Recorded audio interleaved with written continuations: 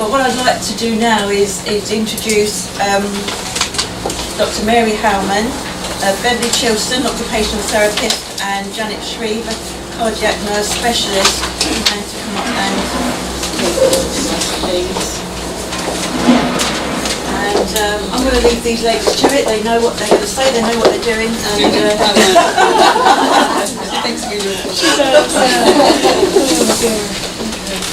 What shall I start then?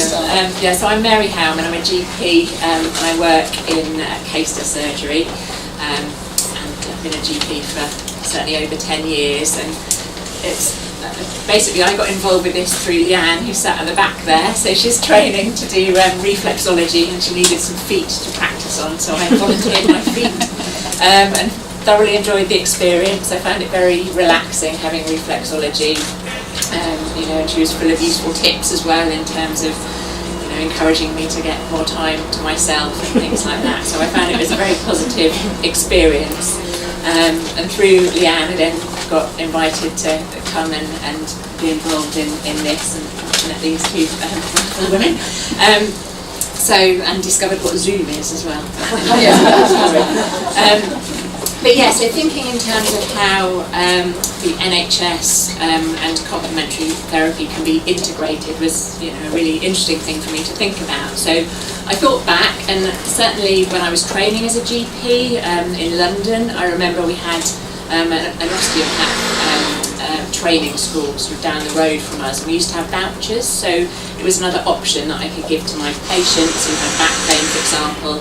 They had a voucher just to go and get some treatment from a trainee osteopath, and I know lots of them found it very helpful.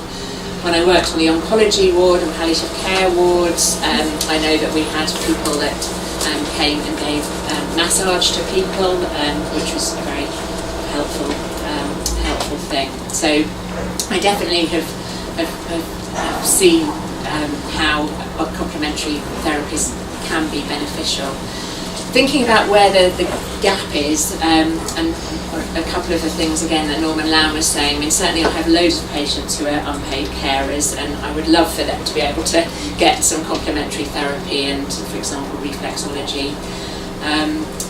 In terms of, there's three real areas that I can think of where the range of options on the NHS and conventional medicine perhaps aren't a good fit for all of my patients, and where complementary medicine might have a role. So firstly, thinking about people with muscular pain, osteoarthritis, and again, as Norman Lamb was saying, lots of my patients are on opiates, and we are very much trying to reduce that because we know that it doesn't often help and it can do a lot of harm. But then we have to think, well, what can we offer? And at the moment it's referring for physiotherapy. A lot of the physiotherapy appointments initially are by phone, and it does take a long time for people to get a face-to-face appointment. And quite a few of my patients, although some of them definitely I'm sure do get a lot of benefit, others say they wanted to have a more hands-on experience. So that's one example where I can see that perhaps things like sports massage might have a role. Another area is mental health, and I'm particularly interested in that. Again, I've got lots of patients who have low mood, anxiety.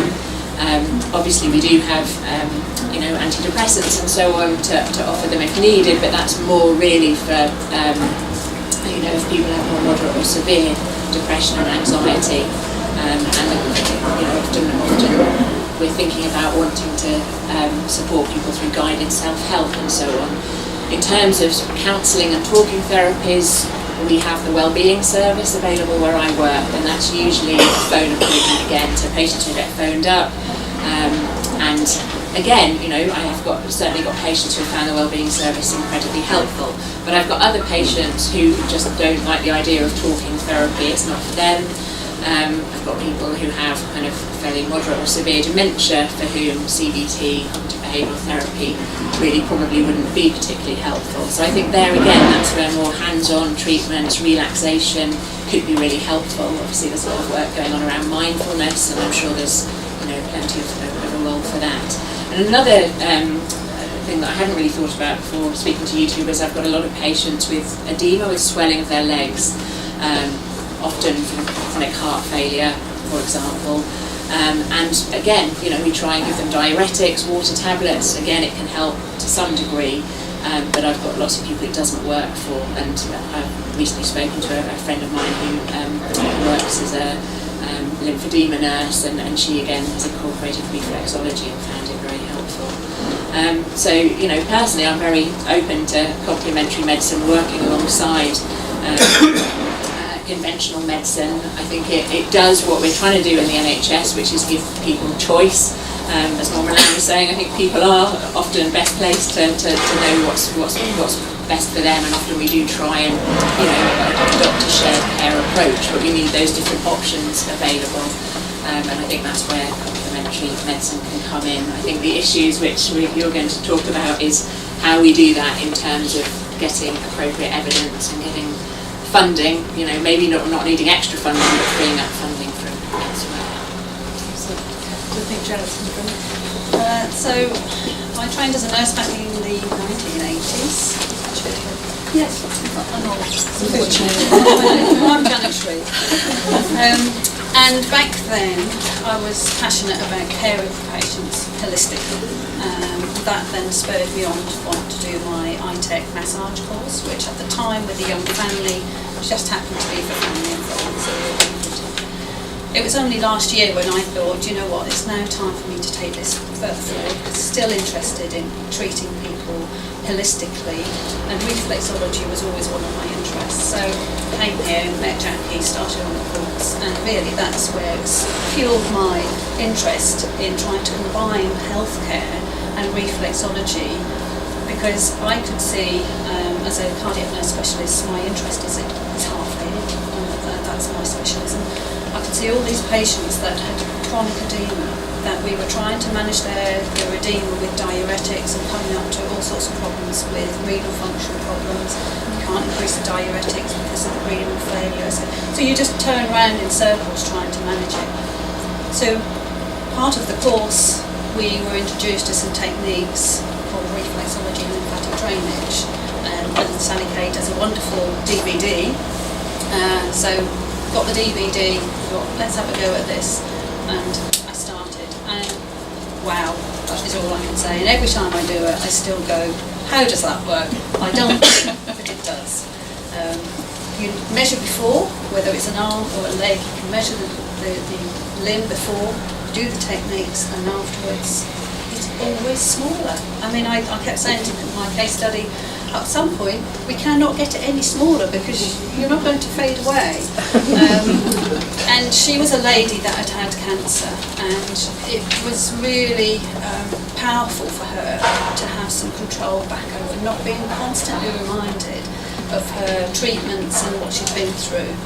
And she wrote a testimonial which is very useful for my case study, but I thought I'd put it out there. From the very first session of reflexology for my lymphedema with Janet, I have noticed an easing of my symptoms, especially the disappearance of hard lumps on my upper arm, which is very uncomfortable, and a constant reminder of my cancer surgery. There is also a marked reduction in the actual swelling of the lymphedema of my upper arm, which has reduced my anxiety of the cellulitis returning. One huge benefit of my treatment is the total relaxation I felt, which enabled me to sleep through the night, a rare event for me. All in all, a positive and enjoyable experience. And that, when you have got nothing else to offer, is just so powerful. And that is what I feel we need to try and incorporate. However, working in the NHS, I have a heart failure nurse role. I can't then say, give us your fee and I'll do some reflexology, because that's not part of my job role. So I have to then either point them in the direction of the AOR so they can find a reflexologist, or they might say, well, if you need case studies, you can have my fee and I go back in my own time, weekends or evenings or whatever. So it's somehow trying to find a way to combine those two roles, and that's going to be pretty hard, because the NHS has got very fixed policies, procedures, role definitions, and it's about trying to nip away at those boundaries to get an opportunity to perhaps do things differently. So that's where my passion is, particularly for the edema. But it is beneficial for also lots of other conditions as well. Can I just, sorry. Can you hear me? I usually have quite a projected voice. So my name is Beverly and I'm an occupational therapist by trade, and also a sports massage therapist, and I trained here at the school, and I've had my own practice at home for a couple of years now, which has been amazingly successful, so thank you very much to Lorraine.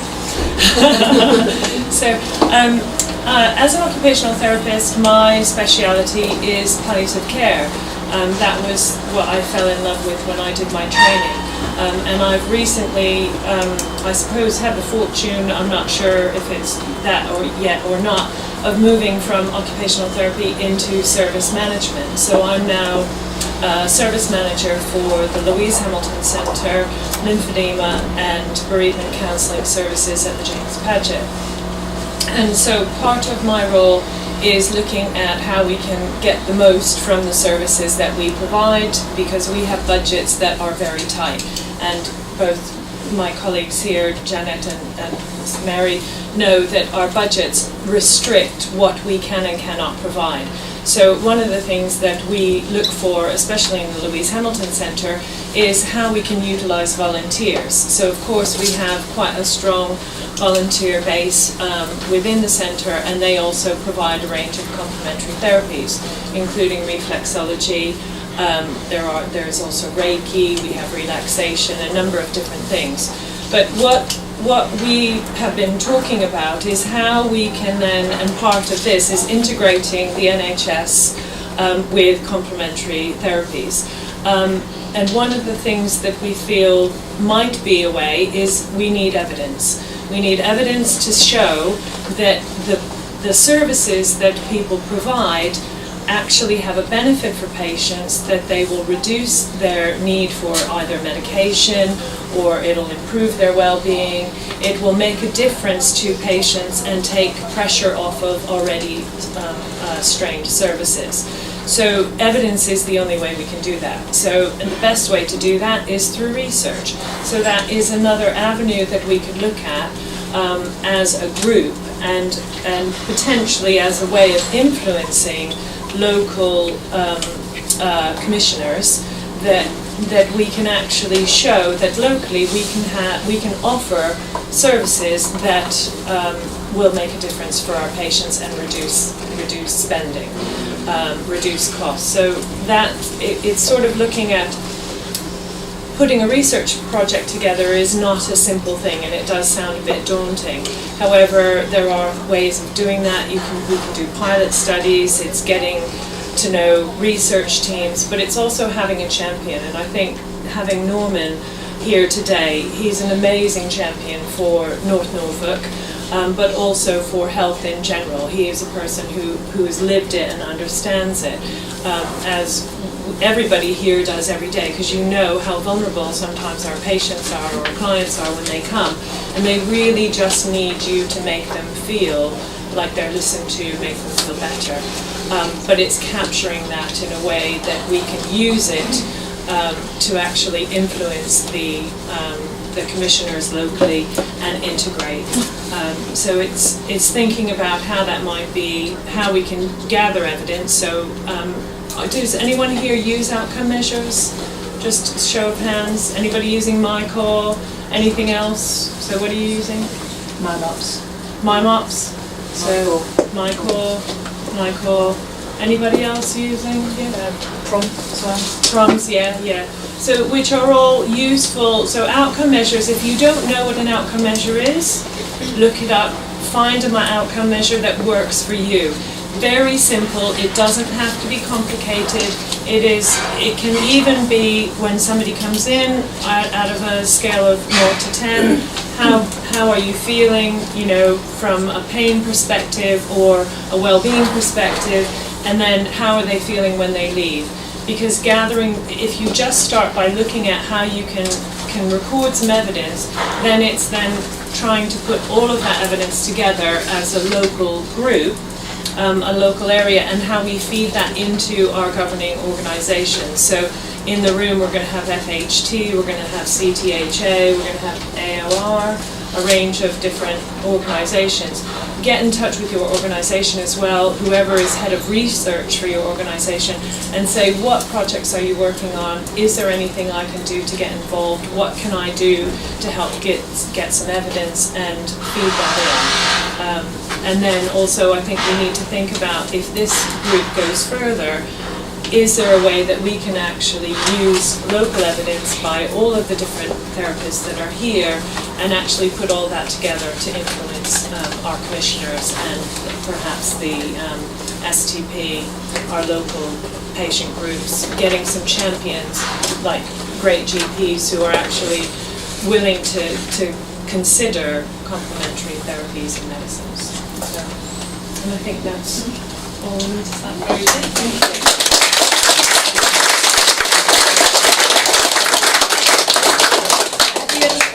For our NHS representatives. I can just ask a question. So you're talking about all the therapists gathering together evidence. So when that evidence comes in, will that be matched with kind of like patient records and things to see if that evidence gathered has had an effect on that patient's experience or them coming back into services or anything like that? There's different ways of gathering evidence, so we would have to have a coordinated approach. So if we're going to do a research project, whether it's a pilot or a number of small pilots, you're already doing a pilot for therapy aid. Yeah. So it is thinking about, if there are people, we have to have engagement from people out there. If you're interested, if you can take the time to put that evidence together, we need to all, if we have willing participants, we can actually decide on what do we want to get, what kind of evidence do we want, what therapy are we offering it for, and then what are we going to do with that information at the end of it. So if it's something that we have willing participants for, we can actually get together and decide how we take it forward. So does that answer your question? I think following your theme about looking for areas to target, I think lymphedema is the major one. And Dr. Howman will know the money we spend on lymphedema garments, an average prescription will be £200. Repeated, I think is the old way. We could actually look at the CCG to release some money to do some trials with lymphatic drainage, things like that, and we could cut prescribing costs down because there's an awful lot. There's a massive increase in this. Phenomenal, and I think that is the way forward. We can put a group and work with that, because I think you get some great benefits from that. You really would. So I just wanted to make sure, because Janet's anecdote has become mine. Janet, who works at the cardiac department, and I didn't realise, I'm a therapist. I don't know I didn't know about this lymphedema until I did the RLD last year, and she was talking about it, Sally, and Janet did it, and then working at the hospital, tell them what happened when this woman couldn't have any more medication because she was having this awful thing on her arm. This lady who was my case study had to struggle to get her sleep every day, and she had to have a sister come in to do it because her husband's elderly, and it's a real struggle, and if ever put any on, you know it's hard. So doing RLD, went round, did a treatment. I think after the first treatment, I don't think she even put her sleeve back on.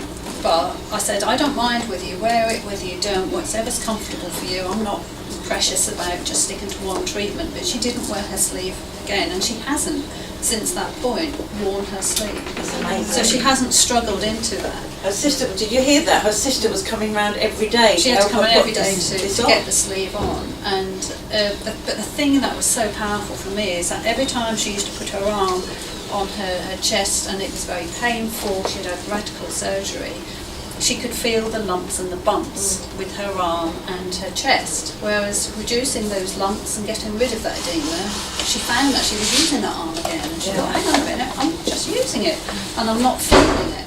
So you can't put that down on a bit of paper, and that's the impact on the individual that treatments. I think the mindful would pick it up, wouldn't it? It might, if you're clever on how you use it. And how long had she been putting this thing on her arm? for about 3 years. So she'd be willing to leave a long term. Yeah, that's just fantastic.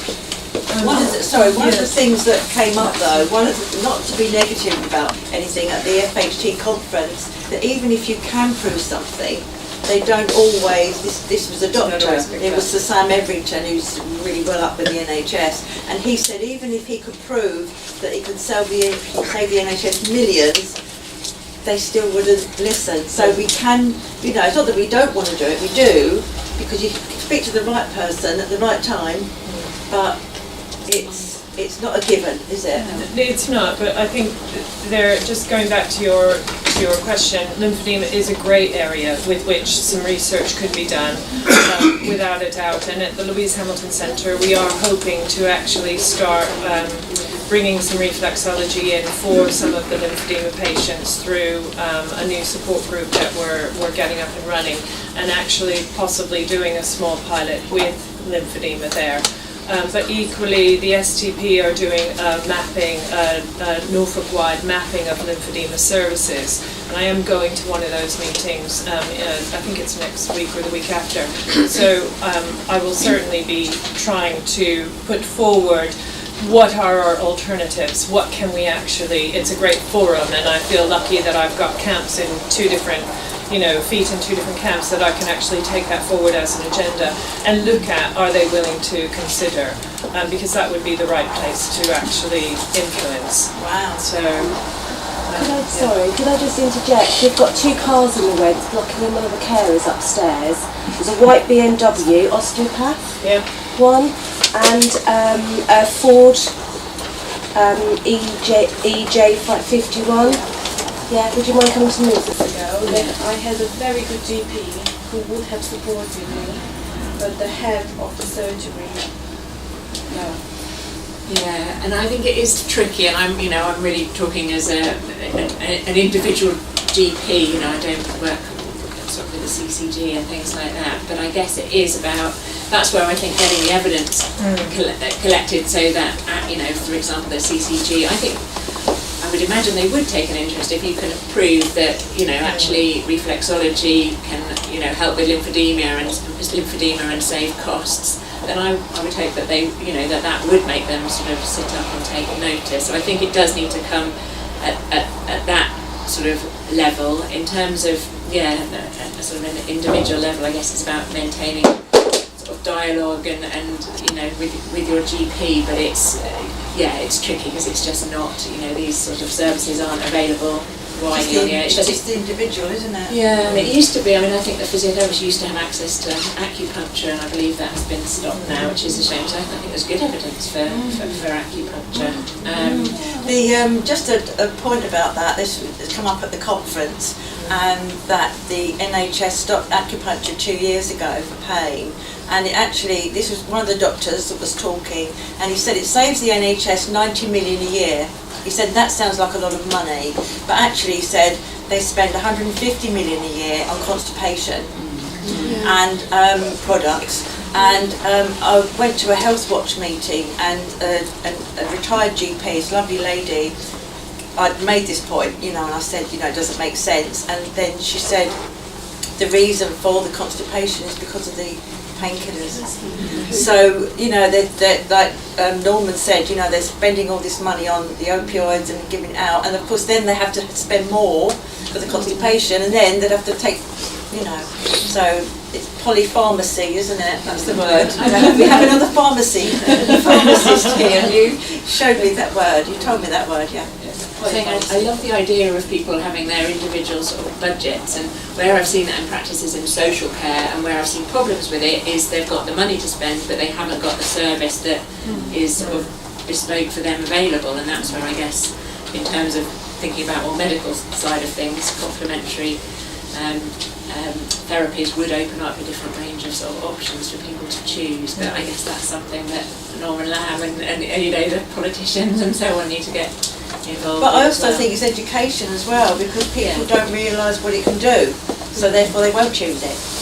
Do you see what I mean? So there's that side of it as well. Why would you choose a massage or reflexology unless you knew? So there's a massive education that needs to be done as well.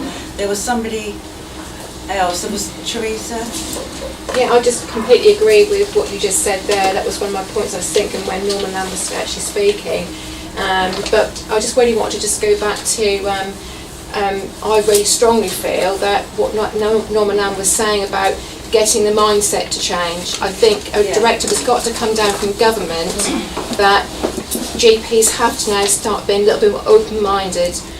Yes, we do need the research to back up what we're saying is, we all know as therapists that it works. We know that. It's just trying to get across to the medical profession that, there are alternatives out there. But likewise, if the government, through, say, Norman Lamb and other MPs who strongly believe in using complementary therapies, if they can really work with other MPs and get that mindset change, then we'll get it from both sides. We'll get it from the therapist who's saying it does work. We'll get it from the MPs saying, look, you've got to look into this and start using it. And then that way, maybe we'll get money available for charities through central government. Maybe that rather than having to go to individual healthcare trusts. Yeah. One of the things that came up at that meeting, and I think this is important thing, that because we were asking the doctors, not me personally, but as a group, how do we get through, and get part of social prescribing? And you said it's hardship we need to win. It's that thing, and it's just the luck of the draw, who you meet at the right time. I think we're very lucky that these ladies come today to give their time to talk about it, and we can progress that conversation because you're part of the group. And I'd like to say thank you very much.